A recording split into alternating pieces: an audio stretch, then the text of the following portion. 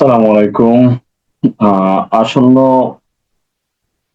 আহ, high court division পরীক্ষাতে যে সকল বিজ্ঞ আইনজীবীরা এবার পরীক্ষায় অংশগ্রহণ করবেন, এনাদের জন্য কিছু গুরুত্বপূর্ণ বিষয় আজকে আলোচনা করব।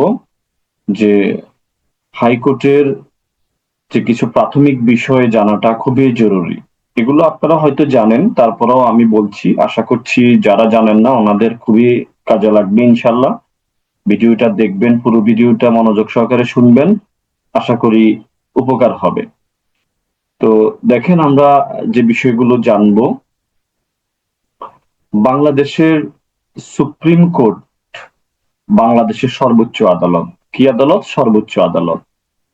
আদালত যা দুটি বিভাগ নিয়ে, দুটি স্তরে গঠিত। একটা হচ্ছে হলো হাইকোর্ট বিভাগ, আর একটা হলো আপিল বিভাগ। তাহলে আমাদের বাংলাদেশের সর্বোচ্চ আদালত হচ্ছে সুপ্রিম কোর্ট। এর মধ্যে দুটো বিভাগ আছে, একটা হচ্ছে হাইকোর্ট বিভাগ আর একটা হচ্ছে আপিল বিভাগ। প্রধান বিচারপতি প্রত্যেক বিভাগে আসন গ্রহণের জন্য রাষ্ট্রপতি যেরূপ সংখ্যক বিচারক নিয়োগ করবেন, সেরূপ সংখ্যক বিচারক নিয়ে সুপ্রিম কোর্ট গঠিত হবে। তাহলে প্রধান বিচারপতি, বাংলাদেশের প্রধান বিচারপতি নামে অভিহিত হবেন। এরপরে হচ্ছে আপিল বিভাগের ইখতিয়ার। আপনার আপিল বিভাগের কোনো মূল অধিক্ষেত্র নাই, শুধুমাত্র হাইকোর্ট বিভাগের প্রচারিত কোন দেওয়ানি, ফৌজদারি মামলার রায়, ডিক্রি, আদেশ বা দণ্ডাদেশের বিরুদ্ধে অধিকার বলে কিংবা অনুমতি নিয়ে আপিল বিভাগে আপিল করা যাবে। তাহলে আমরা এখানে কি দেখতেছি? আপিল বিভাগের ইখতিয়ার কি আছে? ওনারা আপিল বিভাগের কোনো মূল আধিক্ষেত্র বা আধিক্তিয়ার নেই। শুধুমাত্র হাইকোর্ট বিভাগের প্রচারিত কোনো দেওয়ানি, ফৌজদারি মামলার রায়, ডিক্রি, আদেশ বা দণ্ডাদেশের বিরুদ্ধে অধিকার বলে কিংবা অনুমতি নিয়ে আপিল বিভাগে আপিল করা যাবে। এই হলো কথাবার্তা। এরপরে দেখেন, কেবলমাত্র সেই ক্ষেত্রে অধিকার বলে আপিল দায়ের করা যাবে যে ক্ষেত্রে হাইকোর্ট বিভাগ কখন পারবে? এই মর্মে সার্টিফিকেট দান করবেন যে মামলাটির সাথে সংবিধানের ব্যাখ্যার বিষয়ে আইনের গুরুত্বপূর্ণ প্রশ্নে জড়িত, অথবা কোনো মৃত্যুদণ্ড বহাল করেছেন কিংবা কোনো ব্যক্তিকে মৃত্যুদণ্ডে বা যাবজ্জীবন কারাদণ্ডে দণ্ডিত করেছেন। উক্ত বিভাগের অবমাননার জন্য কোনো ব্যক্তিকে দণ্ডদান করেছেন। উপরোক্ত ক্ষেত্র ছাড়া অন্যান্য ক্ষেত্রে আপিল দায়েরের জন্য আপিল বিভাগের নিকট অনুমতির আবেদন করতে হবে। এই জায়গাগুলোতে আবেদন করার দরকার নাই। এই জায়গাগুলোতে যে যদি হাইকোর্ট বিভাগ যদি আপনার এই মর্মে কোন সার্টিফিকেট দান করেন যে মামলাটির সাথে সংবিধানের ব্যাখ্যার বিষয়ে আইনত গুরুত্বপূর্ণ প্রশ্ন জড়িত, কোন মৃত্যুদণ্ড বহাল করেছেন কিংবা কোনো ব্যক্তিকে মৃত্যুদণ্ডে বা যাবজ্জীবন কারাদণ্ডে দণ্ডিত করেছেন এবং উক্ত বিভাগের অবমাননার জন্য কোনো বিভাগকে দণ্ড দান করেছেন, এই উপরোক্ত ক্ষেত্রগুলো ছাড়া অন্যান্য ক্ষেত্রে আপিল দায়েরের জন্য আপিল বিভাগের নিকট অনুমতির আবেদন করতে হবে এবং আবেদন শুনানির পর এরূপ অনুমতি প্রদান করা হলে সে মামলায় আপিল চলবে। তাইলে বোঝা গেছে আপিল বিভাগের কাজ। এরপরে সংবিধানের অনুচ্ছেদ 103-এর ক্ষমতা বলে আপিল বিভাগ অধিক্ষেত্র প্রয়োগ করে, অর্থাৎ আপিল বিভাগ নিজের রায় বা আদেশ রিভিউ করতে পারে, এটা তার পাওয়ার রয়েছে। এখন আমরা দেখব হাইকোর্টের, এটা একটু আমরা দেখি।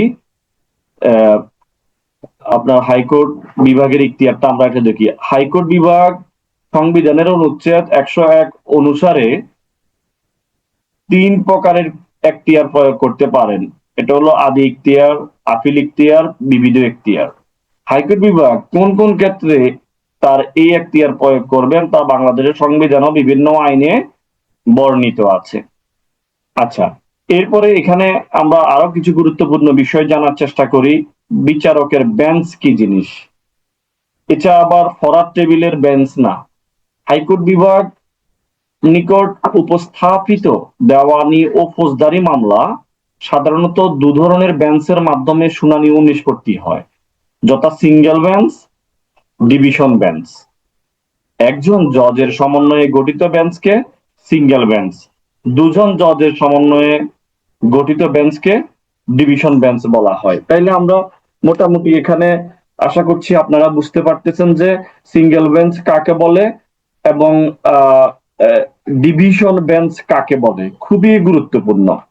সিঙ্গেল বেঞ্চ এবং ডিভিশন বেঞ্চের ক্ষমতা কি আছে সেটা আমরা একটু দেখার চেষ্টা করি। সিঙ্গেল বেঞ্চের কি ক্ষমতা আছে?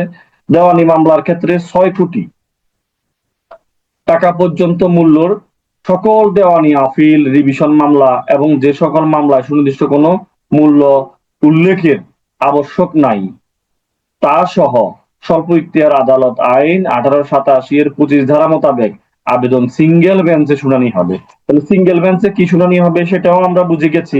তাইলে আপনারা বুঝতেছেন যে ভিডিওটা খুবই গুরুত্বপূর্ণ, খুবই গুরুত্বপূর্ণ। যারা নিউ নেট, যারা হাইকোর্ট আসন্ন হাইকোর্ট পরীক্ষায় অংশগ্রহণ করবেন, সামনে চিন্তা ভাবনা করছেন, নতুন আইনজীবী হয়েছেন, এনাদের জন্য ভিডিওটা খুবই গুরুত্বপূর্ণ। কারণ আপনারা নিয়মিত তো আপনারা হাইকোর্টের বিষয়গুলো, আপিল বিভাগের বিষয়গুলো সম্পর্কে কোনো ধারণা ওইভাবে নাই। আশা করছি ভিডিওটা পুরোটা দেখবেন। এরপরে দেখেন ফৌজদারি মামলার ক্ষেত্রে কি হবে। যে ক্ষেত্রে শাস্তির বিধান সর্বোচ্চ 7 বছর বা তার নিচে, সেক্ষেত্রে ফৌজদারি, আপিল ও রিভিশন সিঙ্গেল বেঞ্চে শুনানি হবে। তাহলে 7 বছর বা তার নিচে হলে সিঙ্গেল বেঞ্চে শুনানি করা যাবে। এরপরে আবার কিছু ক্ষেত্র আছে এগুলো করা যাবে না, যেমন 476 বিধারার আপিল, এটা করা যাবে না। তারপরে 526 ধারার আবেদন, এটা করা যাবে না। 417 ক ধারার আপিল, যে ক্ষেত্রে অপরাধের শাস্তি 7 বছরের বেশি, এটা সিঙ্গেল বেঞ্চে শুনানি করা যাবে না। 439 ধারার আদেশের বিরুদ্ধে রিভিশন, যে ক্ষেত্রে 7 বছরের বেশি শাস্তি, এটা শুনানি করা যাবে না সিঙ্গেল বেঞ্চে। 498 এবং 561 ক ধারা যে আবেদন, এটাও করা যাবে না। তাইলে এখন আমরা জানার চেষ্টা করব কি জানার চেষ্টা করব ডিভিশন বেঞ্চ কি জিনিস। ডিভিশন বেঞ্চ অর্থাৎ সিঙ্গেল বেঞ্চ যে সকল মামলা শুনানি করতে পারে না সেগুলো সহ সকল মামলা ও রিট আবেদন সরাসরি ডিভিশন বেঞ্চে শুনানি হবে। তাইলে বিষয়টা খুবই গুরুত্বপূর্ণ না? আপনারা তো ইতিপূর্বে অনেকেই জানেন না যে ডিভিশন বেঞ্চ কি জিনিস। এছাড়াও প্রধান বিচারপতি আরো যে সকল বেঞ্চ গঠন করতে পারেন আমরা সেগুলো নিয়ে আলোচনা করছি। দেখেন স্পেশাল বেঞ্চ, কথা বলা যাবে না, কথা বলা যাবে না, চুপ থাকতে হবে। ডিভিশন বেঞ্চের অনুরোধ ক্রমে কিংবা উপযুক্ত মনে করলে প্রধান বিচারপতি নিজে কোনো আপিল, রুল, রিভিশন বা কোনো আইনের প্রশ্ন শুনানির জন্য তিনজন জজের সমন্বয়ে স্পেশাল বেঞ্চ গঠন করতে পারেন।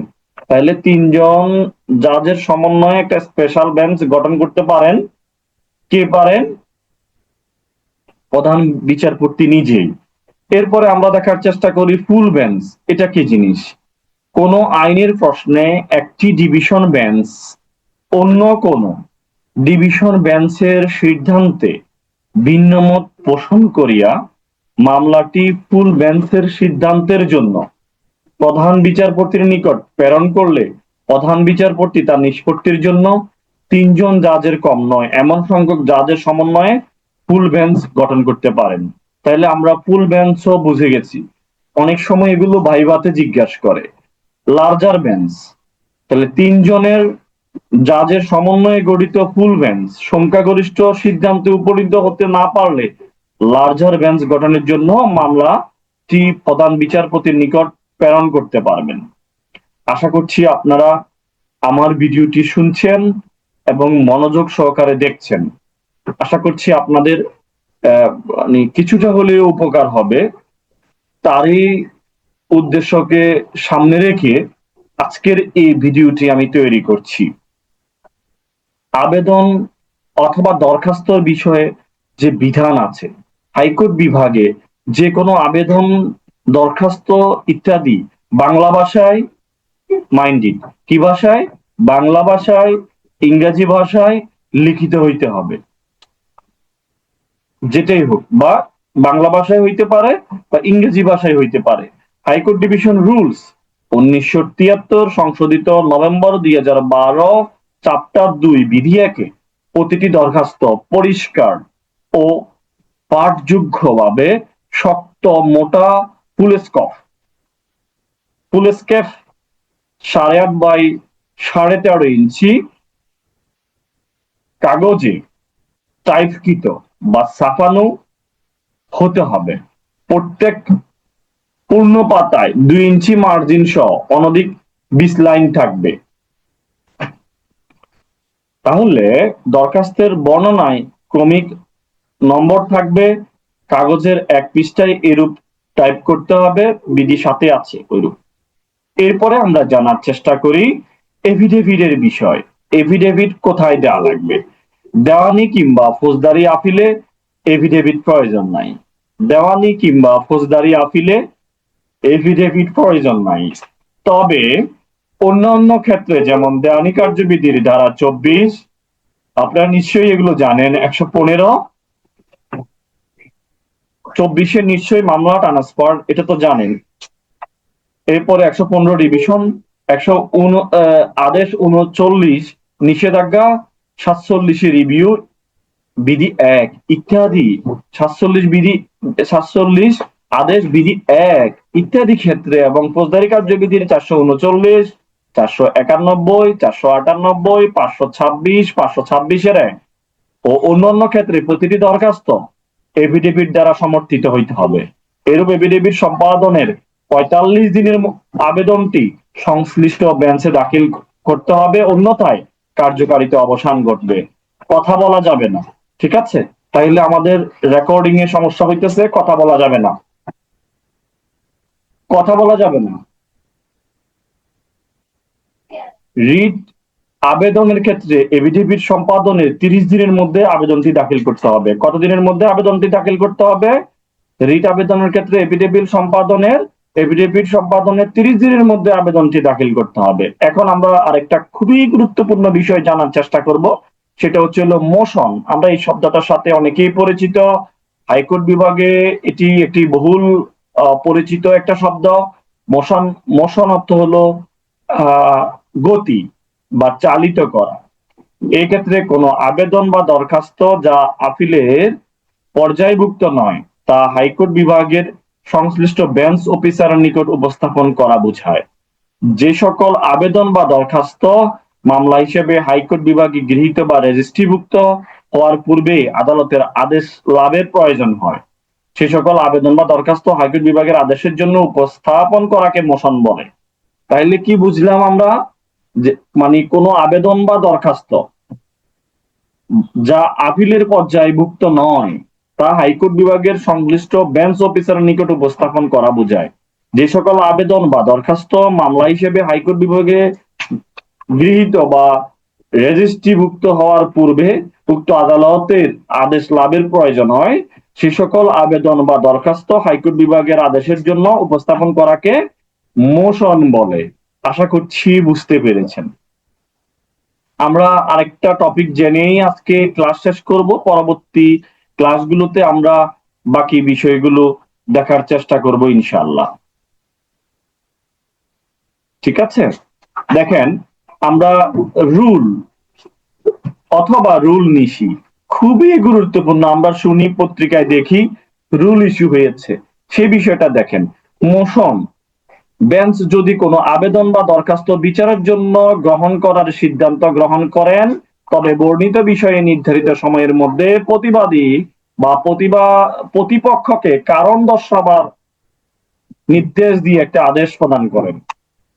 এই রিট আবেদনের ক্ষেত্রে এরূপ আদেশকে রুল নিশি বা রুল নাইসাই বলা হয় এবং অন্যান্য ক্ষেত্রে এরূপ আদেশকে রুলও বলা হয়। তাইলে আজকে আমাদের ক্লাস এতটুকু পর্যন্ত। আশা করছি আমার ভিডিওটা আপনারা প্রথম থেকে শেষ পর্যন্ত দেখেছেন। নিশ্চয়ই আপনাদের অনেক যারা এই বিষয়গুলো জানেন না, ওনাদের উপকার হয়েছে। ঠিক আছে, ইনশাআল্লাহ দেখা হবে আমাদের পরের ক্লাসে আরো নতুন কিছু বিষয় নিয়ে হাইকোর্টের। সেই পর্যন্ত ভালো থাকুন, সুস্থ থাকুন, আর আমার এমস্টেট ল একাডেমি ইউটিউব চ্যানেলটি সাবস্ক্রাইব করুন। ধন্যবাদ। আসসালামু আলাইকুম ওয়া রাহমাতুল্লাহ।